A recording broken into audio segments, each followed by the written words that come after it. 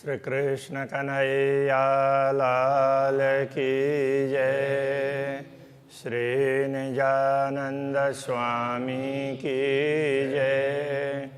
श्री प्राणनाथ प्यारे की जय।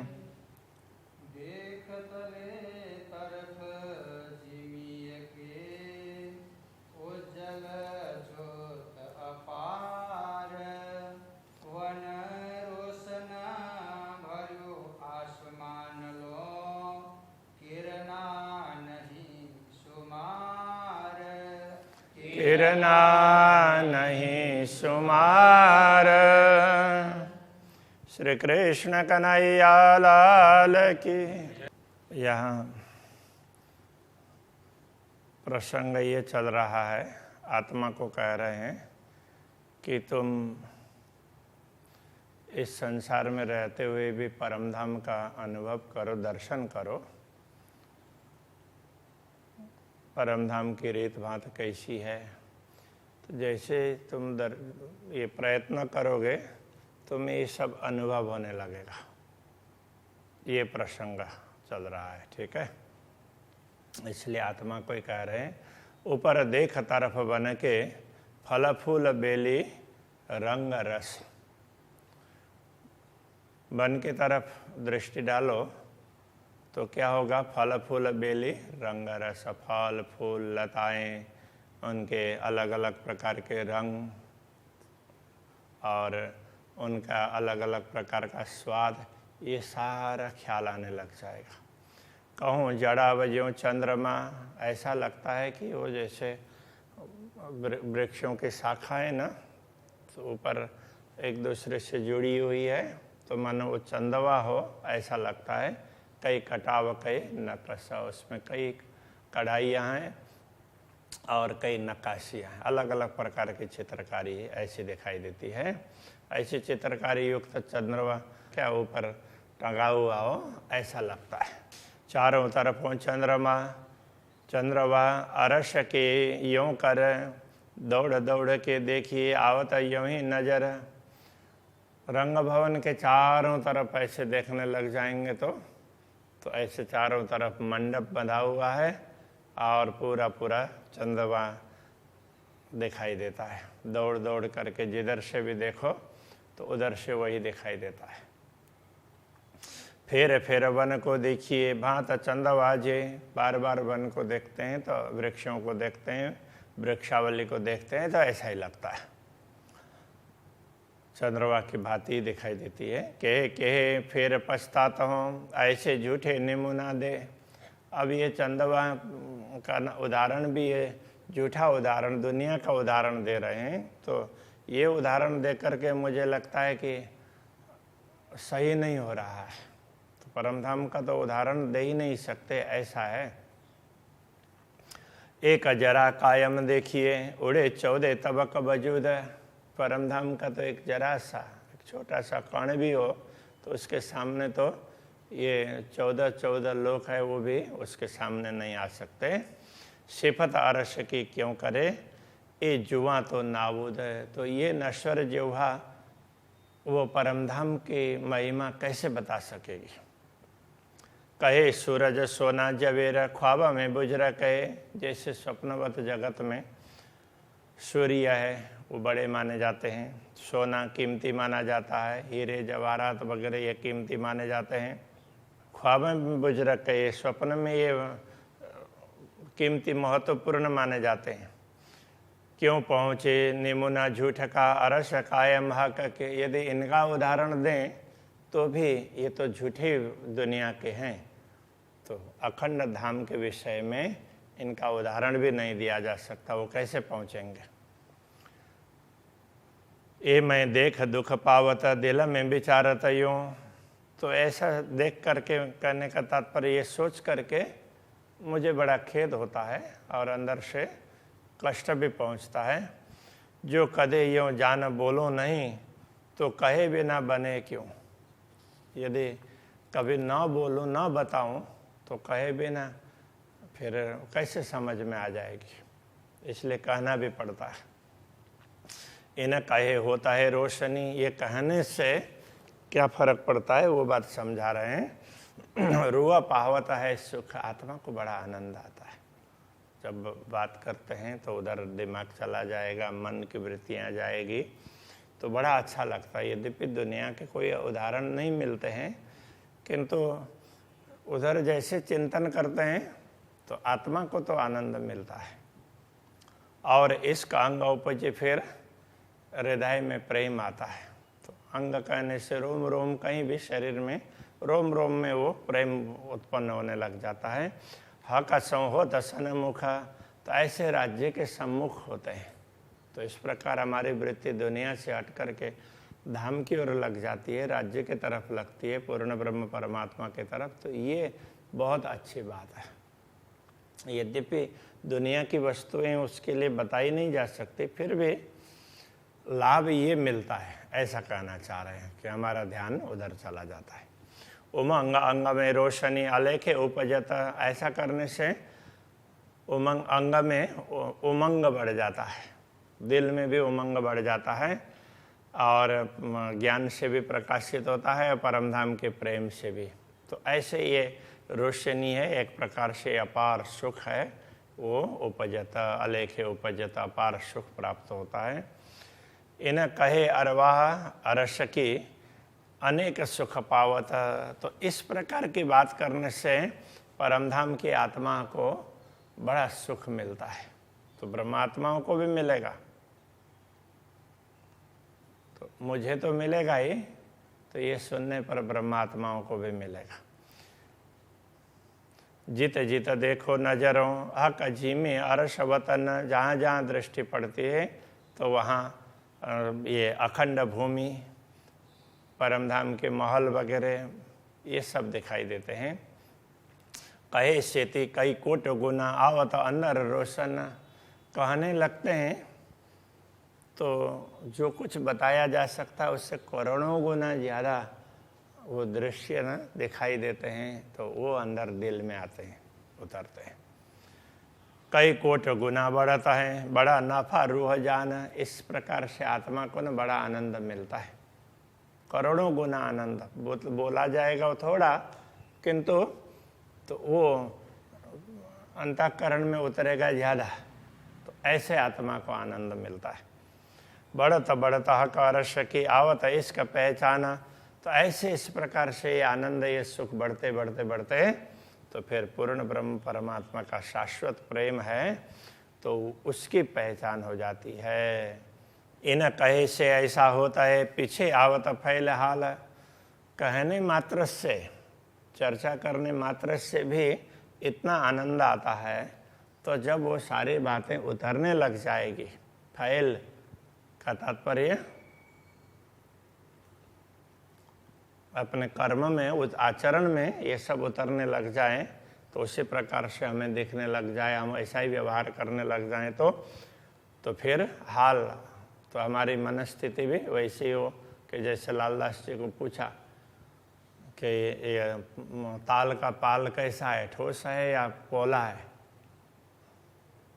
तो लालदास जी जहाँ बैठे थे तो वहीं पर ऐसे बजाने लगे, तो आवाज़ पोली आई। दूसरे लोगों ने भी सुना, तो उनको लगा कि अंदर वो एकदम ठोस नहीं है, तो ऐसा उनको लगा, उनको दूसरे लोगों को। अब प्राणनाथ जी इसलिए पूछ रहे थे, लालदास जी की परीक्षा नहीं ले रहे थे, कि प्राणनाथ जी लालदास जी को थोड़ा सा ज़्यादा महत्व देते थे, दूसरे लोगों के मन में थोड़ी सी ईर्ष्या होती थी। तो ऐसा होता ही है, एक ह्यूमन नेचर भी है, और परस्पर में हम भी तो वैसे ही काम कर रहे हैं, सब ये कर रहे हैं, हमने भी तो अपना जीवन सौंपा है, तो ऐसा उन लोगों को हुआ करता था। तो प्राणनाथ जी ने उनका ये मान, उन लोगों के ये उनके अहंकार को तोड़ने के लिए, तो फिर एक बार ऐसे बैठे थे कहीं, तो प्राणनाथ जी पहुँचे होंगे, तो फिर पूछ दिया, तो लालदास जी ने ऐसे बजा करके बताया। तो लालदास जी कैसे ये बता रहे हैं, तो वो उनको लगता है कि वो तो धाम में ही है, तो ऐसा अपने अनुभव में इस प्रकार का कर सकते थे। तो ये क्षमता लालदास जी में थी, दूसरों में ऐसी क्षमता नहीं थी। तो वो दूसरों को पता चले कि वो यहाँ बजा करके ये बोल सकता है, तो हम लोगों को कहाँ अनुभव है, तो अपने आप तो चुप हो जाएंगे। इस हिसाब से तो प्राणनाथ जी ने पूछा, ये जो अनुभव करने वाली आत्माएं होती है तो उन लोगों को ये हो सकता है। तो ख्वाब में कायम अरस का सुख लीजिए नूर जमाल। इस प्रकार स्वप्नवत जगत में भी दिव्य परमधाम का और पूर्ण ब्रह्म परमात्मा का सुख आनंद प्राप्त किया जा सकता है। ए मेहर देखो महबूब की बड़ी रूह भेजी इत। धामधनी की कृपा को तो देखो, उन्होंने अपनी बड़ी रूह को श्यामा जी को यहाँ पर भेज दिया, हमारे लिए भेज दिया। इन जीमी रूहें जगाए के कर दई ए निस्वत। उन्होंने इस नश्वर भूमि में आत्माओं को जागृत करके समझा दिया कि देखो तुम्हारा घर है, ये तो परमधाम है, तुम्हारा संबंध परमधाम का है, ऐसा ये सब समझा दिया। ए हक का दिया पाइए कौल फैल या हाल है। तो जो कुछ हम लोगों को प्राप्त है तो वो हमारे वचन में, हमारे कर्म में और हमारे उसमें हमें जो अनुभव होता है, तो ये सब पूर्ण ब्रह्म परमात्मा का दिया हुआ ही मिलता है। तो सदगुरु के माध्यम से हमें ज्ञान मिला, वो उनका ही दिया हुआ है, उन्होंने भेजा तब सदगुरु आए ना। श्यामा जी सदगुरु बन करके आई और ये सब समझाया। इस साहेब कायम देव ही कहने अरस कमाल। तो ये पूर्ण ब्रह्म परमात्मा है तो हमेशा ऐसे देने वाले ही हैं, इसलिए कहते हैं सदा सुखदाता धामधनी। तो के हे धामधनी, आप तो हमेशा सदा सर्वदा सुख प्रदान करने वाले हैं। तो ऐसे चिंतन करने लग जाएंगे तो कहनी अर्श कमाल। ए साहेब कायम देव ही कहनी अर्श कमाल। तो ये तो परमधाम की बात करते हैं तो भी कितने कमाल की बात हो जाती है।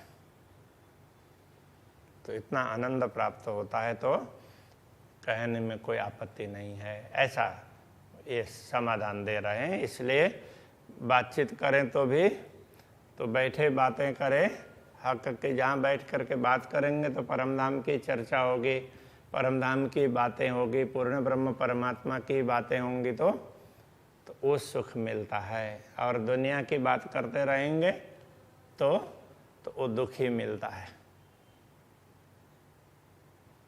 क्या एक चौपाई में कहा है, बैठे बातें करे हक की। तो बात करते हैं तो जहाँ बैठ करके बात कर रहे हैं तो वही व्यस्त हो जाता है, वही अखंड हो जाता है। और दुनिया की बात करेंगे तो वो नरक हो जाता है, तो दुखदाई होता है। कि जो परमधाम की बात करें लग जाएंगे तो जिस बैठक में जहाँ बैठकर कर रहे हैं तो वही धाम का अनुभव करवाने वाला हो जाएगा। और दुनिया की बात करने बैठेंगे तो वही दुखदाई होगा, क्योंकि यहाँ तकलीफ, वो तकलीफ, ये है वो है। इसलिए हमेशा अच्छी बातें ही करनी चाहिए और परमात्मा का ही चिंतन करते रहना चाहिए। जब कहनी आई आंग में तब फैल को नाही बेर। जब कही हुई बातें दिल में उतरने लग जाएंगी तो फिर हमारी उसमें हम आचरण में जब जो कहते हैं वो बात दिल में उतरेगी तो हमारा काम भी तो उसी प्रकार से हो जाएगा ना। हमारे आचरण ऐसे ही बनेंगे, उसमें कोई समय नहीं लगेगा। फैल आए हाल आई यहाँ, तो हमारा व्यवहार ऐसा बनने लग जाएगा तो हमेशा मन स्थिति ऐसी रहेगी। इसलिए ओ खेले प्रेमे पार पियासों देखन को तन सागर माई। तो ये हो सकता है, कोई भी प्रयत्न करे तो ये सब हो सकता है। तो वो कहना चाह रहे हैं। तो ये फैल आए हाल आइए ले तक कायम रोशनी घेरा। तो परमधाम की रोशनी है, परमधाम का ही प्रकाश है, परमधाम के ही दर्शन है, वो हमेशा दिमाग में घूमते रहेंगे, वही गिरते रहेंगे, हृदय आनंद से ऐसे भर जाएगा। तले से ऊपर चढ़ता है जिमी की रोशन। तो परमधाम की भूमि कैसी है? तो भूमि का प्रकाश है ऊपर तक चढ़ता है और जिमी पर उतरता है, ऊपर का नूर बन, और फिर वो प्रकाश ऊपर से नीचे तक उतर आता है। और वो वृक्षों का प्रकाश भी तो आकाश में भी चढ़ता है और नीचे भूमि में भी चला आता है। देखो जहाँ जहाँ दौड़ के इसी भांत बन छाई, जहाँ जहाँ दौड़ करके देखते हैं तो वन की छाया ऐसे ही दिखाई देगी। जो पहले वर्णन कर रहे थे ना, वो वन की छाया ऐसी है, वो मंडप बंधा हुआ ऐसा लगता है। तो उसी बात को आगे बढ़ा रहे हैं। जिमी बन नूर देख के सुख उपजत रुआ माहे। इस प्रकार भूमि की और वृक्षों की रोशनी प्रकाश को देख करके सुख उपजत रूह माए, आत्मा को अंदर से सुख प्राप्त होता है, आनंद प्राप्त होता है। ए बाग अग्र दबाए अरस सके, और ए बाग अग्र दबाए जोए। जिधर देखेंगे तो ये बगीचा वृक्षावली है, तो रंग भवन के चारों तरफ भी वही वृक्षावली दिखाई देती है। और वही वृक्षावली तो आगे यमुना जी के दोनों किनारों में भी दिखती है। यही बाग गृद हाउज के वही पूरे ताल के चारों तरफ भी दिखती है।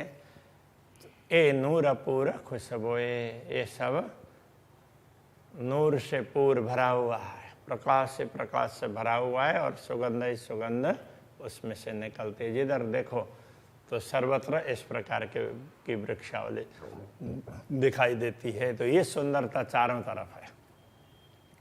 जिमी भी सब एक रस तेना में कई जुगत, भूमि भी बड़ी आनंददायी। एक रस कहने का तात्पर्य तो वो एक जैसी लगती है। तेना में कई जुगत, किंतु उसमें भिन्न भिन्न प्रकार के रचनाएं। पूरी भूमि तो एक ही रत्न की है, तो इसलिए वो तो एक ही है, एक जैसी लगेगी जहाँ की भी, किंतु वहाँ उसकी बनावट अलग अलग प्रकार की है। जंगल में अलग प्रकार की बनावट है, यमुना जी के किनारे पर अलग है, ताल के किनारे पर अलग है, और अलग अलग पहाड़ पर्वतों पर अलग है। वन प्रदेशों में अब बड़े बड़े वन हैं, वहाँ अलग है। तो इस प्रकार से तो ये सब अद्भुत रचनाएं हैं। जित जैसा रंग चाहिए तित तैसा ही देखत, जहाँ जैसे रंग होना चाहिए वहाँ वही दिखाई देता है। ऐसी परमधाम की भूमि है। रेत किनारे जोए पर, और रेत जिमी पर जेती। यमुना जी के किनार पर, तट पर और भूमि में जहाँ भी रेती दिखाई देती हो। ताल पाल के महलों पर कहों जल खूबी केती। तो जहाँ भी ये रेती दिखाई देती हो तो वो रेती भी उसी प्रकार से चमक देने वाली है और उसी प्रकार से सुगंध देने वाली है। ताल पाल कई महलों पर, ताल और ताल के बीच के महल और ताल के पाल के महल, इन सब में कौन जल खूबी केती। उनमें जल की भी बात करें, जहाँ भी देखो सबसे वो सुगंध ही सुगंध आती है। पहाड़ जवेर केते कहूँ तले बीच ऊपर। बड़े बड़े पर्वत के जैसे भवन हैं, तो उनमें नीचे से लेकर के ऊपर तक देखें तो भी कई जवेर, कई रंग के, वहाँ अलग अलग प्रकार के रंग के रत्न दिखाई देते हैं। क्यों कहूँ शोभा सुंदर, इस सुंदर शोभा का वर्णन कैसे करें। तो वो सारे एक ही रत्न के हैं, किंतु उसमें अलग अलग रंग के अलग अलग साइज के उसमें जड़े हुए ऐसे दिखाई देते हैं। ए जिमी नूर जलाल की जिन जानो बाग, और जैसे रंग भवन के आसपास की शोभा है, ऐसे ही अक्षर ब्रह्म के भवन धाम, अक्षरधाम की भी शोभा है। जिन जानो बाग, और वहाँ बाग बगीचा अलग प्रकार का ऐसा मत समझना, ऐसा ही है। याई जवेर को मंदिर ताथे एक रस सब ठौरा। तो वो मंदिर भी, भवन भी, अक्षरधाम भी इसी रत्न का है, जैसे परमधाम है, जैसे रंग भवन है ऐसा ही उसी प्रकार से है, वो अलग नहीं है। ना समार्या अरस को ना किए नूर मंदिर। तो परमधाम को किसी ने सजाया हो अथवा तो किसी ने बनाया हो, ऐसा नहीं है। ना किए हौज जुए को, ना पर्वत वन जानवर। तो ये कहते रंग भवन को किसी ने सजाया हो तो ऐसा नहीं है, और अक्षरधाम को किसी ने बनाया हो ऐसा भी नहीं है। ताल है, यमुना जी है, ये पर्वत, बड़े बड़े वृक्षों की पंक्ति, जंगल वगैरह, वहाँ के पशु पक्षी वगैरह, ये सब बनाए हुए ऐसे नहीं है। वो अक्षरातीत ने जैसा चाहा उस प्रकार से वो प्रकट होते हैं। ना समारे जिमी जल को, ना आकाश चाँद सूर्य, न तो भूमि को, ना जल को, न आकाश को, न चाँद को, न सूर्य को, किसी को भी कोई बनाता है, सजाता है, ऐसा नहीं है। वायु तेज सवहक के है कायम हमेशा नूर। वायु तेज ये सब चीज़ें ना तो ये धामधनी की है, पूर्ण ब्रह्म परमात्मा की है कायम हमेशा नूर, वो हमेशा रहने वाली है, तो किसी के द्वारा बनाई हुई नहीं है। बनाने वाला काम तो अक्षर ब्रह्म करते हैं, तो अक्षरातीत धनी तो प्रकट करते हैं, तो वो उनकी है, इसलिए वो हमेशा के लिए है नूर शबा नूर जमाल को, फिरस्ते नूर शिफत। तो सारा नूर है, सारा प्रकाश है, पूर्ण ब्रह्म परमात्मा का ही है। वो अक्षर ब्रह्म में हो, परमधाम के चारों तरफ हो, अक्षर ब्रह्म के फिरस्तों में हो, फिरस्ते नूर सिफात, जो फिरस्तों में भी नूर है तो वो उनका ही है। सिफत से सिफात, रूहे नूर बड़ी रूह को, ए सब मिला एक हक जात। तो बड़ी रूह और उनकी किरण की तरह से ब्रह्मात्मा है, तो ये सारे मूल रूप से तो एक ही पूर्ण ब्रह्म परमात्मा की है, सब मिल करके तो एक ही पूर्ण ब्रह्म परमात्मा है, तो ये अलग अलग नहीं है। दूसरा ही तो कोई है नहीं, दूसरा तो परमधाम में कोई है ही नहीं, एक ही नूर जमाल, एक पूर्ण ब्रह्म परमात्मा ही है। पूर्ण ब्रह्म परमात्मा है तो श्यामा जी है, तो ब्रह्मात्मा है, इसलिए पूर्ण ब्रह्म परमात्मा ही है। उनसे ही श्यामा जी है, उनसे ही ब्रह्मात्मा है, उनसे ही परमधाम है, उनसे ही अक्षर ब्रह्म है, उनसे ही पशु पक्षी वगैरह सारे उनसे ही प्रकट होते हैं, इसलिए पूर्ण ब्रह्म परमात्मा के अतिरिक्त कुछ भी नहीं है, ये कहना चाह रहे हैं। ये सब में हक नूर है या ये कौल फैल हाल।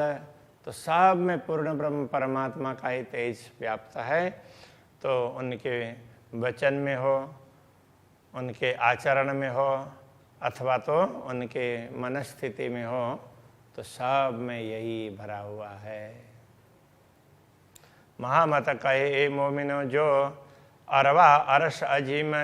तो महामति कहते हैं ब्रह्मात्मा हो, यदि तुम अक्षरातीत परमधाम के हो तो इश्क प्याले लीजियो, प्रेम के प्यालों को भर भर के पी लो।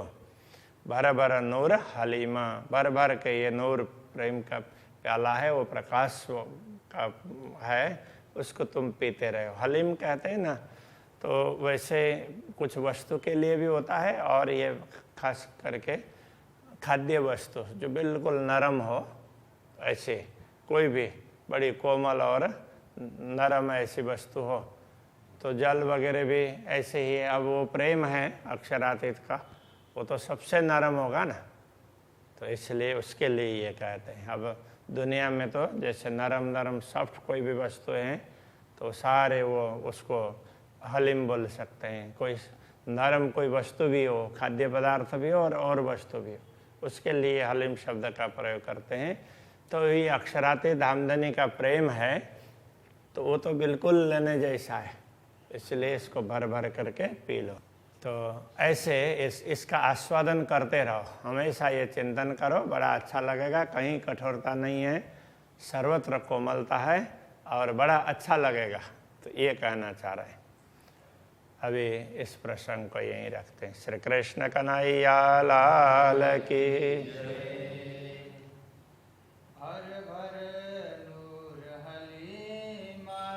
भर भर नूर हलीमा, महामत कहे मोमिनो, महामत कहे मोमिनो, अरवा अरस अजीमा, जो अरवा हजीमा इसका प्याले लीजियो इश्क प्याले लीजियो भर भर नूर हलीमा भर भर नूर हलीमा भर भर नूर हलीमा भर भर